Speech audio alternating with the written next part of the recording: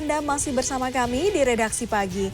Meski salah satu terduga pelaku yang masuk daftar pencarian orang sudah tertangkap, kasus pembunuhan Vina, gadis 16 tahun asal kota Cirebon, Jawa Barat dan kekasihnya Eki pada tahun 2016 silam masih menyimpan segudang tanda tanya. Kuasa hukum mantan terpidana serta terpidana lain dalam kasus tersebut menilai banyak kejanggalan ditemui. Lantas seperti apa jejak kasus tersebut bermula? Berikut penelusuran produser lapangan CNN Indonesia, William Nasution, dalam Di Balik Cerita.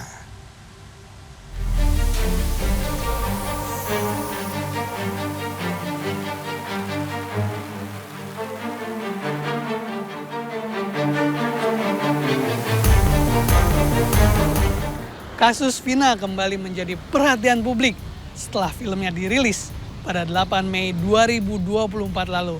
Padahal sebenarnya kasus ini terjadi pada tahun 2016.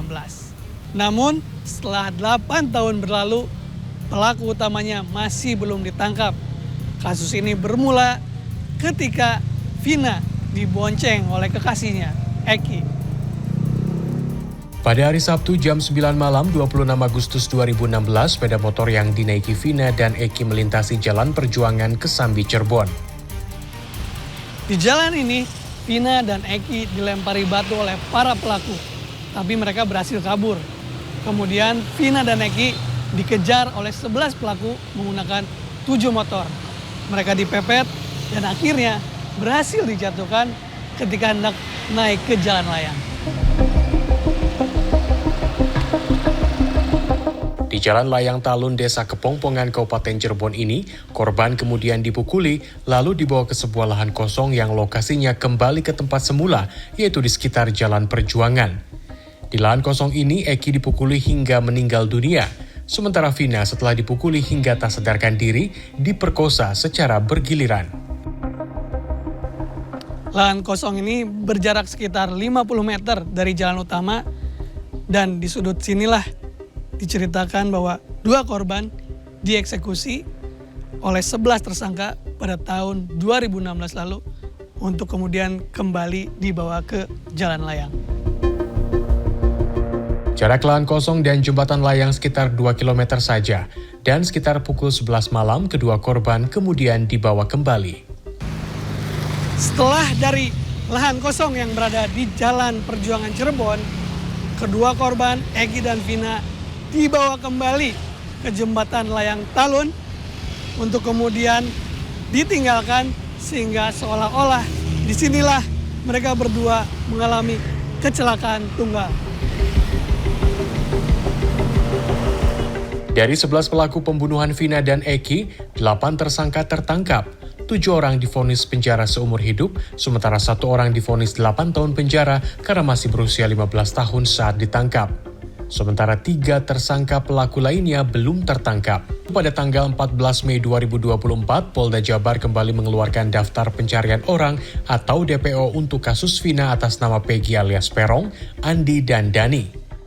Vina adalah anak ketiga dari 3 bersaudara atau bungsu dari pasangan Wasnadi dan Sukaesi. Pada saat kejadian, usia Vina masih 16 tahun. Sementara Eki yang juga menjadi korban dikenal oleh keluarga Vina, bahkan disebutkan Eki dan keluarganya beberapa kali pernah datang ke rumahnya. Sejauh ini belum ada lagi yang ingin disampaikan oleh pihak keluarga. Namun yang jelas sejak ramai diperbincangkan, hanya satu yang diinginkan oleh pihak keluarga, yaitu keadilan segera ditegakkan. Karena selama 8 tahun ini mereka menunggu, hal itulah yang belum mereka dapatkan. Ditemukan fakta-fakta lain yang kini baru terungkap. Saka Tatal, 1 dari 8 terpidana kasus Vina yang sudah ditangkap, kini sudah bebas. Sewaktu ditangkap, Saka berusia 15 tahun dan telah menjalani 2/3 masa tahanan hingga bebas bersyarat pada bulan April 2020 lalu. Sewaktu kejadian, Saka memiliki saksi kalau dia berada di rumah. Lalu dia juga bukan anggota geng motor karena tidak punya motor. Sementara itu teman-teman yang ikut ditangkap pada saat itu adalah teman sekampungnya di daerah Kesambi, Cirebon. Kecuali ada satu yang sama sekali tidak dikenalinya. Selain itu dia juga tidak mengetahui 3 DPO yang saat ini masih buron. Saka menjelaskan ketika ditangkap pada tanggal 31 Agustus 2016, dirinya dipaksa mengaku melakukan kejahatan yang tidak ia lakukan. Suruh mengakui apa yang bukan saya lakukan. Disiksa, disetrum segala macam, walaupun dikasih makan juga. Dikasih makan udah kayak binatang. Nasi dilempar di lantai, suruh dimakan. Kalau nggak dimakan, saya pukulin lagi. Itu yang polisi ucapkan. Itu saya masih ingat sama sekali. Ingat sampai sekarang. Suruh mengakui. Padahal saya tidak melakukan hal tersebut. Cuma ada. Menurut Titin Prialianti, kuasa hukum Saka Tatal, terdapat banyak kejanggalan yang terjadi dalam penanganan kasus Vina ini. Dan semua itu sudah diperjuangkannya hingga tingkat Mahkamah Agung pada 2017. Kejanggalan dalam kasus Vina ditemui mulai dari penangkapan yang dilakukan tanpa penyidikan maupun penyelidikan, juga tanpa surat penangkapan. Selain itu, ada perbedaan antara tuntutan jaksa dengan hasil visum. Dalam tuntutannya disebutkan bahwa penyebab kematian adalah adanya tusukan di dada dan perut, sementara hasil visum karena benturan benda tumpul. Nah, dalam tuntutan jaksa juga, kronologisnya mereka tuh sedang berkumpul di warung Bu Nining.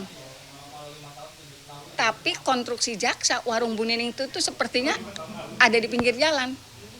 Faktanya warung Bu Nining itu ada di dalam gang yang jaraknya sekitar 60-70 meter menuju jalan raya. Dan tidak akan, kalaupun itu kan alibi anak-anak memang pada saat kejadian di situ.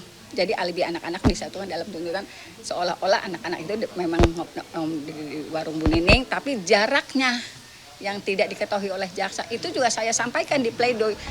Dengan adanya kejanggalan tersebut, langkah yang perlu dilakukan untuk menyelesaikan kasus Vina menurut Agustinus Pohan, ahli hukum pidana Universitas Katolik Parahyangan Bandung, adalah dengan menggali fakta pembunuhan yang terjadi sebagai delik material, kemudian mengusut masalah penganiayaan yang terjadi seperti yang diakui oleh Saka Tatal sebagai salah satu mantan terpidana. Hal itu bisa dilakukan dengan mekanisme pengadilan, yaitu dengan peninjauan kembali atau PK. Jadi ini belum PK, nanti tentu dengan persiapan-persiapan yang baik, ajukan dengan pengawalan masyarakat, pengawalan media, supaya PK dilaksanakan dengan benar, dan nanti kita lihat hasilnya apa. Ya, dan setelah PK dikerjakan, kalau ternyata keputusannya adalah dirubah putusan, ya, maka baru setelah itu dilakukan langkah-langkah untuk mengkaji kenapa itu terjadi, siapa yang bertanggung jawab. Sementara itu pada tanggal 21 Mei 2024 atau seminggu setelah Polda Jabar mengumumkan ketiga DPO, satu diantaranya berhasil ditangkap. DPO itu atas nama Peggy alias Perong yang ditangkap di Bandung, Jawa Barat. Jadi saudara Peggy ya yang kita DPO ya, Peggy alias Perong yang saat ini kita ketahui identitasnya bernama Peggy Setiawan ini. Informasi terakhir yang kami dapatkan adalah bekerja saat ini sebagai buruh bangunan ya, buruh bangunan di Bandung, sehingga kami melakukan penangkapan di Bandung. Kini pekerjaan rumah yang tersisa adalah menangkap 2 DPO lagi. Selain itu, publik juga perlu kejelasan mengenai berbagai kejanggalan yang terjadi. Tim Liputan CNN Indonesia, Cirebon, Jawa Barat.